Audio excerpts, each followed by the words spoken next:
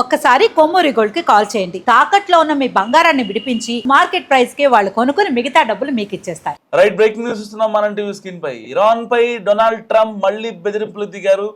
Hormuz ని open చేసినప్పటికీ ఒకవేళ ఇస్లామాబాద్ వేదికగా చర్చలు ప్రారంభమవుతున్నాయి.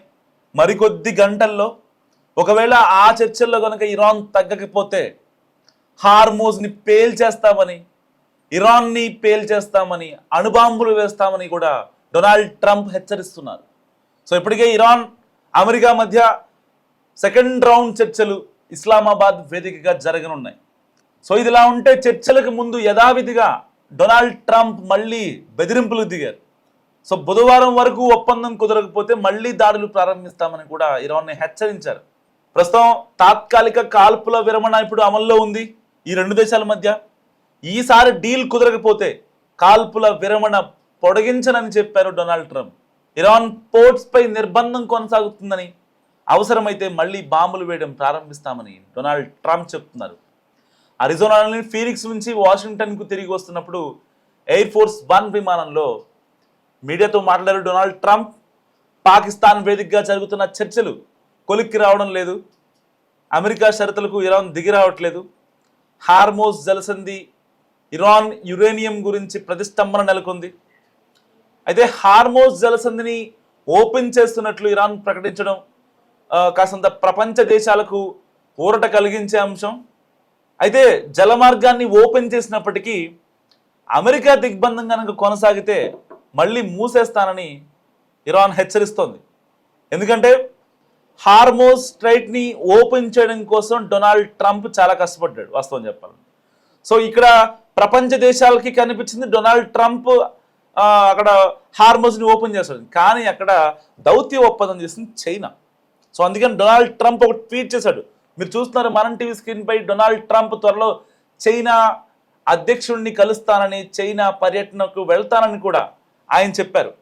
సో ఇలాంటి నేపథ్యంలో ఒకవేళ హార్మోజ్ని కనుక మళ్ళీ మూసేస్తాను, అణుశక్తి గురించి మాట్లాడతాను, ఇస్లామాబాద్ వేదికగా జరిగే శాంతి చర్చల్లో కనుక ఇరాన్ మా మాట వినకపోతే ఇరాన్ని పేల్చేస్తానంటున్నాడు డొనాల్డ్ ట్రంప్.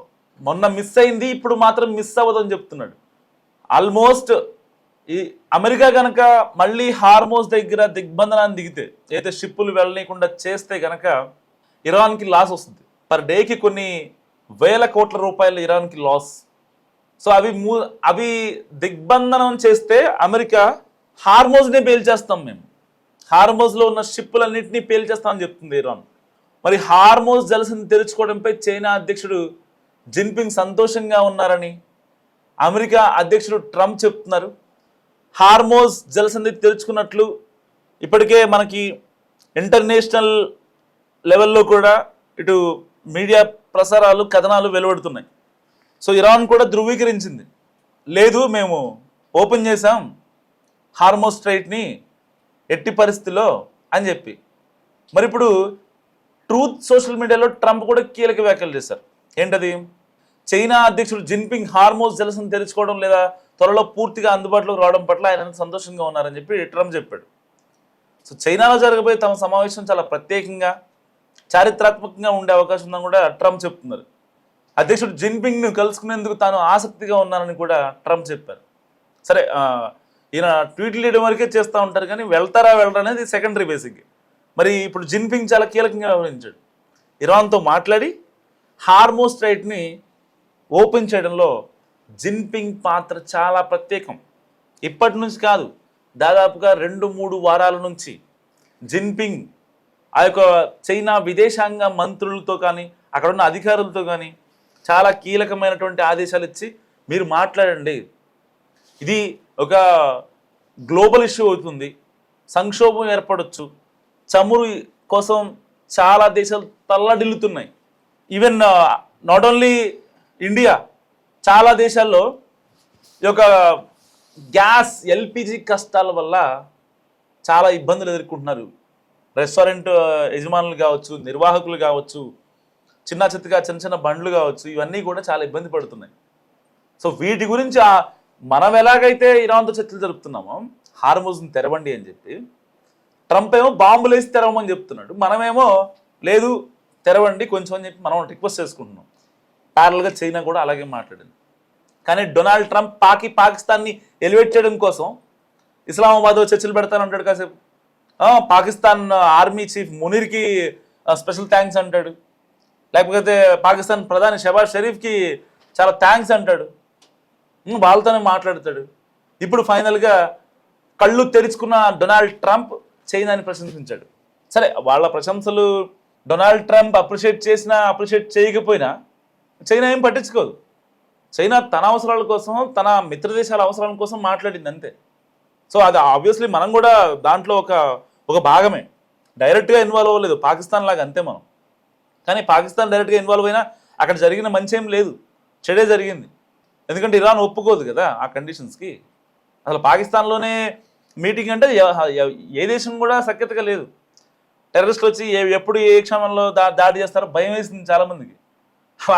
అందుకే డొనాల్డ్ ట్రంప్ కూడా పాకిస్తాన్ అంటే రాలేదు. ఎందుకు? టెర్రరిస్టులు ఎక్కడి నుంచి దాడులు చేస్తారని భయం వేసే. సో ఇలాంటి కాన్సిక్వెన్స్ మనం చాలా చూస్తూ ఉంటాం.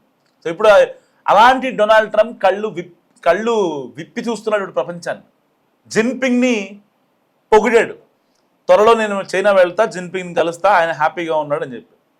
సో ఇలాంటి కేసెస్లో ఇరాన్ మాట వినకపోతే మళ్ళీ దిగ్బంధనం చేస్తా.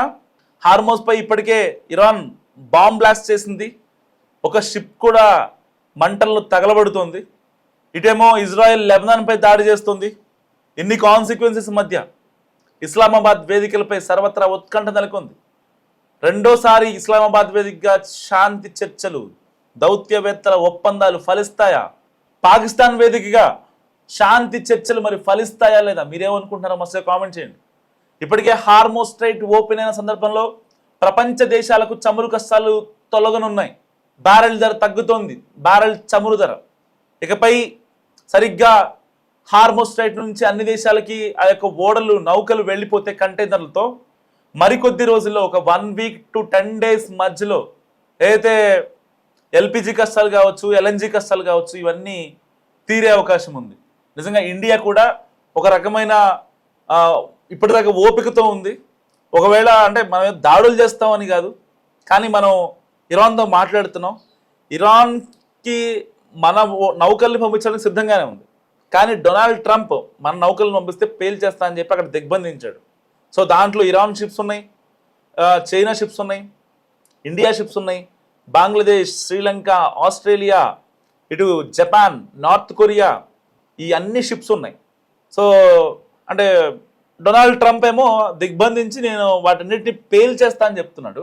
అలాంటి సమయంలో జరిగింది ఏంటంటే చైనా దౌత్యవేత్తల వాళ్ళు మాట్లాడిన తీరు ఇరాన్ని ఒప్పించింది. కానీ ఇరాన్ మాత్రం ఒక విషయంలో చాలా క్లారిటీగా ఉంది. ఎట్టి పరిస్థితుల్లో మాకు జరిగిన నష్టానికి పునర్నిర్మాణం, నష్టపరిహారం చేయాలంటూ ఇరాన్ అడుగుతుంది. సో దానికి సంబంధించి డొనాల్డ్ ట్రంప్ ఒప్పుకోవట్లేదు. దానికోసమే మేము ఏదైతే హార్మోస్ స్ట్రైట్ దగ్గర ఎట్టి పరిస్థితుల్లో 18 కోట్ల రూపాయలు వసూలు చేస్తామంటున్నారు. మరి ఆ డెసిషన్ హార్మోస్ పై కంప్లీట్గా మా అథారిటీ ఉండాలనేది ఇరాన్ ఎప్పటి నుంచో చిరకాల కోరిక. అండ్ అణుశక్తికి సంబంధించినటువంటి మ్యానుఫ్యాక్చరింగ్ యూనిట్స్లు మేము తయారు చేసుకుంటాం, మాకు పర్మిషన్స్ కావాలని చెప్తుంది ఇరాన్. 1 కాదు 2 కాదు. సో ఈ కీలక వినతుల్ని మరి అమెరికా ఒప్పుకుంటుందా? ఇస్లామాబాద్ వేదికగా మరోసారి చర్చలు జరుగుతున్నాయి. ఏం జరగబోతుంది? ఒకవేళ ఇరాన్ ఒప్పుకోకపోతే 3వ ప్రపంచ యుద్ధమేనా?